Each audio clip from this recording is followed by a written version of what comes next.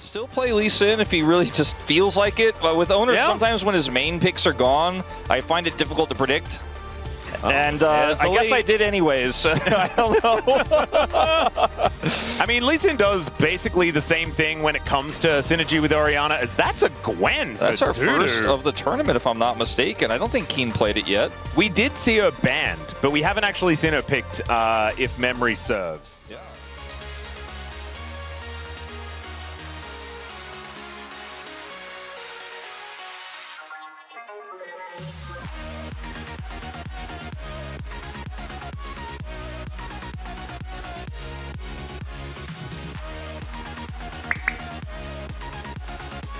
And let's see how it's going to go as we get into this laning phase. Faker throwing orbs around, and Closer throwing soldiers around. We're not throwing them, but just spawning them. Yeah, spawning them. I guess Conquering Sands kind of is like he's throwing them around. I guess he kind of like throws or waves his spear around. You could consider it throwing it around to get them to be summoned. Yeah. Well, Faker is getting a little bit aggressive. He will take a lot of damage, but he gets this wave in, so it works out pretty well for him. And this is an issue here for T1 if the bottom lane goes poorly. Yeah, and does have his cooldowns back as well. Getting some grass procs, things like that, as DuDu dashes away. Really nicely done, utilizing that ward in the Pixel Brush, but most recent, so it was Azir that was released most recently. Is that like... But that's been how long he's been playing this matchup. Yeah. As Oner comes on over and looks to steal away his Raptor camp, as Pyosik was trying to get rid of that. Even though that lane is well and truly shoved forward. Closer is somewhat pushed up as well into Faker, as we can see, as Peter magically journeying over, finds the Flash Cosmic Binding on a Pays, but the follow-up not quite there, as the Flash was utilized immediately from this Ezreal, not messing around. Seeing whether he can head through this Tri-Brush. There is a control ward as Needlework comes out from DuDu. Doran taking a lot of damage, but does find that stacked up Q. Unsuccessful in terms of leading. I imagine he's getting a lot of chimes though. Yeah, so, I mean that's a positive. You do like to get out onto the map, as Pyosik taking a bit of damage from Faker. The train comes out as Pyosik is going to flash out of the way, still gets slowed, and the Q's charged up. Oh dearie me, this guy is definitely dead, and it's Faker that locks down that kill. First blood over to the Orianna. Disaster. Does not even have to use his ultimate in order to take him down. As DuDu now with some needlework. Doran just looking to try and get out of here. Doesn't have the ulti up and available, and does have to flash. Is now Pyosik in trouble. The smite is eaten by a spell shield, but he's still very, very dead, as Faker once again going to take down Pyosik, and DuDu just running away from the entirety of the situation. 0-2 for Pyosik. We were talking about it before. Expectations. Yeah. So far, not necessarily working out, as DuDu going aggressive, gets the flash over the top as Doran looks to move towards Oner, but he goes down. They now look to try and trade it. They will be able to do that, but a 1-for-1 is not what they were looking for. All right, once again, pressing the R button here is DuDu. Doesn't quite have his first item complete, but he's already having a great time here. Level 11. And it was Pyosik with a decent CS lead, getting more camps as Paranoia finally comes out. Pop Blossom is going to put him up into the sky though, as he's kicked back, and Oner does manage to follow. Docdom now here as the Tempered Fate comes on down, but it's just not going to really do enough, as Docdom is in a whole lot of trouble. As T1 are circling like sharks right now. The wave not quite here just yet, as Docdom looks to just try and chase Oner out of here. Peacemaker comes on through, and he knows that he's dead. And he's finished off by a sonic wave of all things. There's any chance, there's any magic that's going to happen tonight, sadly, as maybe it happens here. Yep, there's the Paranoia to come on through. Pyosik already down to half health though, as we can see. That is a decent Cosmic Binding, as the Tempered Fate is weird, to say the least. Now the ulti comes through from Doran. There's some miss down, so the Gwen is indeed immune. And DuDu will be okay, but for a bit of an angle here. Does find some needlework now, as Doran could be in trouble. Snip comes on through, and does he have another charge? The answer is he doesn't need one. He's going to flash forward, picks up the solo bolo, and I don't know whether it's going to be enough to actually turn this game around, but it's a good look for DuDu. I mean, if they're occupied on this Herald, maybe he can get a... He's the only one who has a gold lead in this game anymore. And he's the most important one to have one as well. We were talking about the 4-1 win condition. Well, he does definitely need to be strong as Shockwave comes down towards Closer, taking a lot of damage now. Good avoidance as the ulti removes Oner from the equation, but Faker is still so incredibly low and just walks on out. Bush, knowing Faker didn't have flash, but he does not commit. It was actually a really cute play. So he goes in with the charged Q because he knows he can get his Q off first before Doran will reactivate. Gets the ult off here.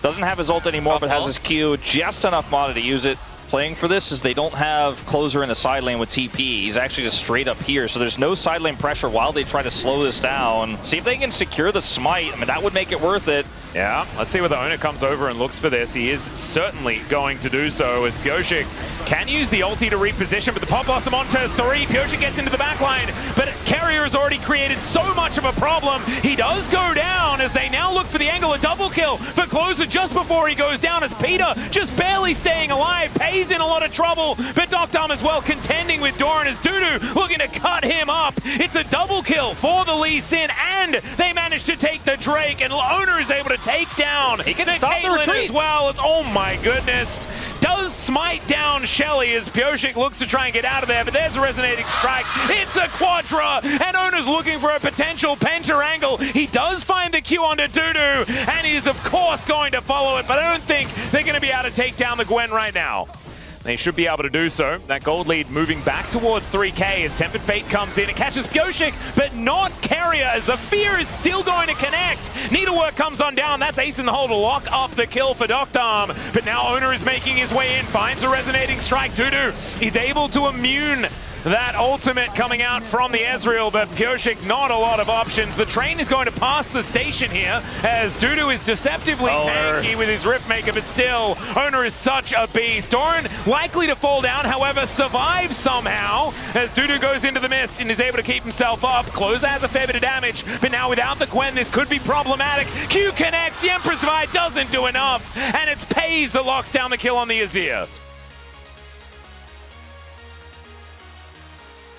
You know, it gives you hope that this roster definitely has something in it, but they are so far behind now. Well, let's see whether they can find an angle here as the flash in from DuDu gets vision as well as they dive on top of the Ezreal. Pays just doesn't get to play the game. Pop Blossom trying to use defensively, but Carrier will be able to keep himself alive, and now Oner makes his way in. My God, the damage of this Lee Sin, and the Shockwave is able to pick up the kill as well. Down goes Peter, the Emperor's Divide is there, but Closer, I don't think he's likely to survive this one, and Faker says absolutely not. Takes out that golden bird, and DNS are forced to run for the hill.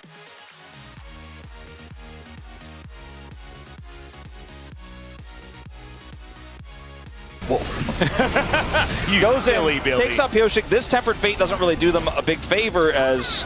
Okay, DuDu teleporting in, does get into the mist in time as Doran is just getting cut apart. They will be able to take out the Scion. The question is, do T1 have anything else? True Shot Barrage is decent amount of damage as Doran is still trying to get work done. DuDu in a lot of trouble. It Pays will be able to take him out. There's the kickback onto Pyosik. The follow-up not quite there though, as he does flash his way out. But the biggest threat is down on the side of the DN Supers.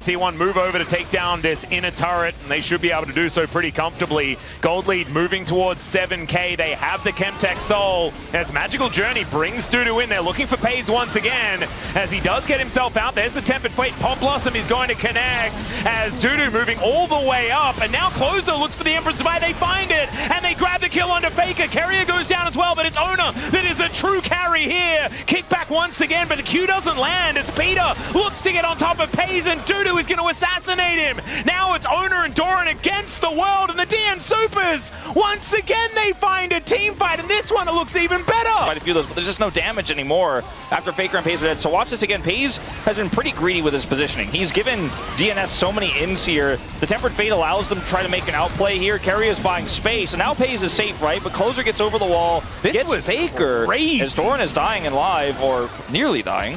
Yeah, someone was dying as they look for the angle, the flank opportunity, but the kickback comes through to disengage. Peter is tagged by the Sonic Wave. Resonating Strike comes on through as now DuDu is fighting against Oner, and Oner likes those odds. Able to take the double kill as he takes matters into his own hands. A triple for the Lee Sin.